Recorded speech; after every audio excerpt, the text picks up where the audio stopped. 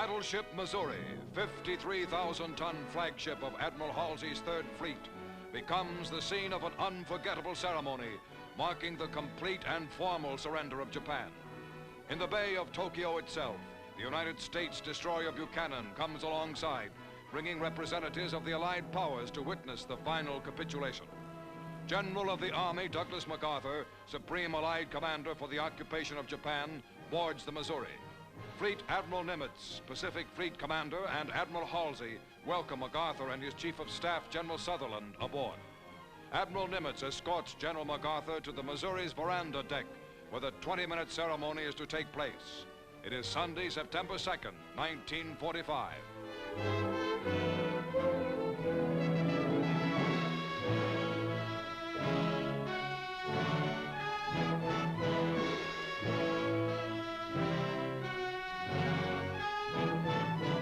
Cameramen and reporters of many countries record this historic moment as United Nations military leaders crowd aboard the Missouri and examine souvenir cards bearing the Japanese flag, special mementos of the occasion. And now, in a Navy launch, the Japanese surrender party arrives. They are headed by aged Mamoru Shigemitsu, Foreign Minister of the Japanese Surrender Cabinet, who was wounded by a Korean patriot in Shanghai years ago and walks on an artificial leg.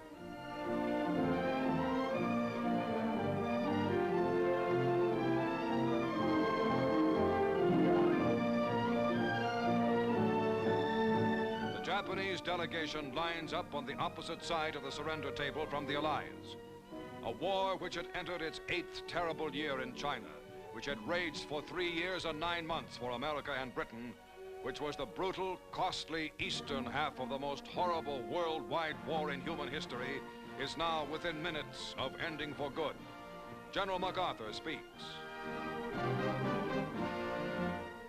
We are gathered here, representatives of the major warring powers, to conclude a solemn agreement whereby peace may be restored.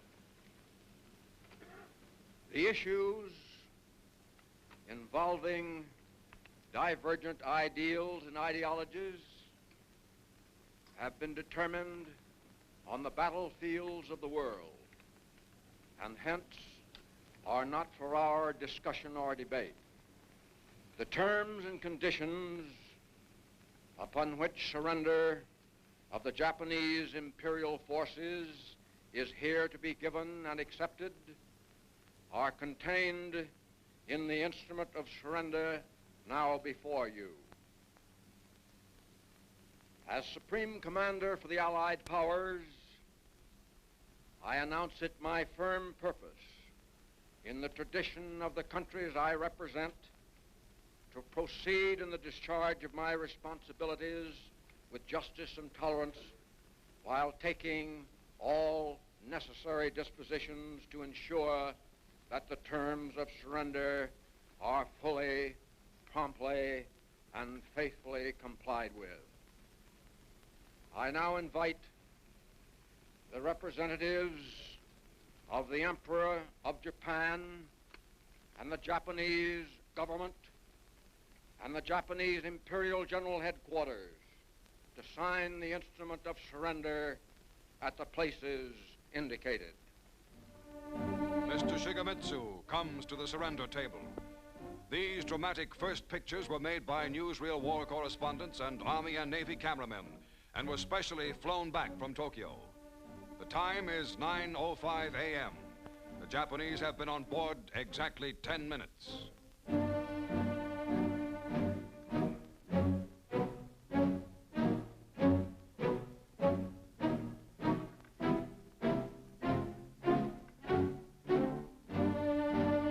General Yoshijiro Umetsu of the Imperial General Staff signs for the Japanese Army. The surrender documents by which Japan agrees to lay down arms completely and to obey all Allied orders issued by General MacArthur were printed by the Army on rare parchment found in a basement in ravaged Manila.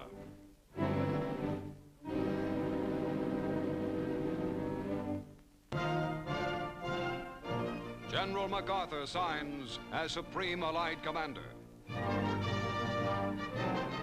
The first pen used is presented to General Wainwright of Corregidor.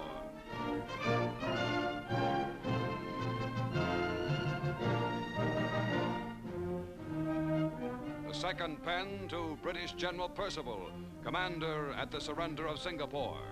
MacArthur uses 6 pens in all, affixing what will be the most important signature in Japan to the document that ends permanently that nation's regime of terror and aggression.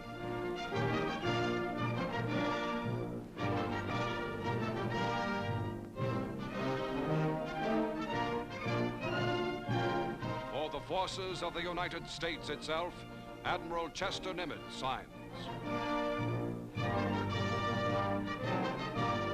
Behind Nimitz are the Third Fleet's Admiral Halsey and Admiral Sherman, famed amphibious commander.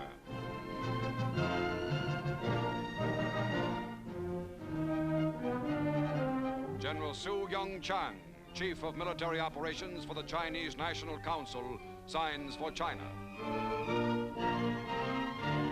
Admiral Sir Bruce Fraser, commander of the British Pacific Fleet for the United Kingdom. Lieutenant General Kumza Nikolaevich Derevyanko for Soviet Russia.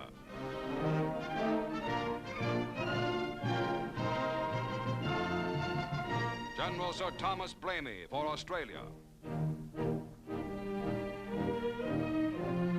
Colonel Lawrence Moore Cosgrave for Canada. General Jacques Leclerc, hero of Africa and Paris, for France.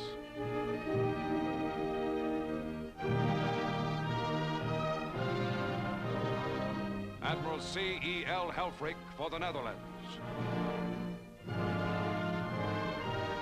Air Vice Marshal L.M. Issett for New Zealand.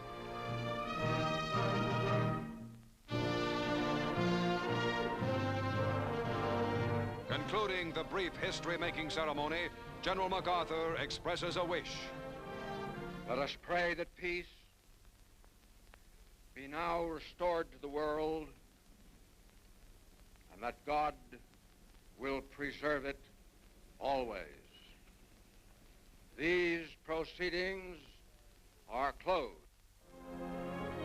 Swarms of United States aircraft fly in formation overhead as the ceremony ends.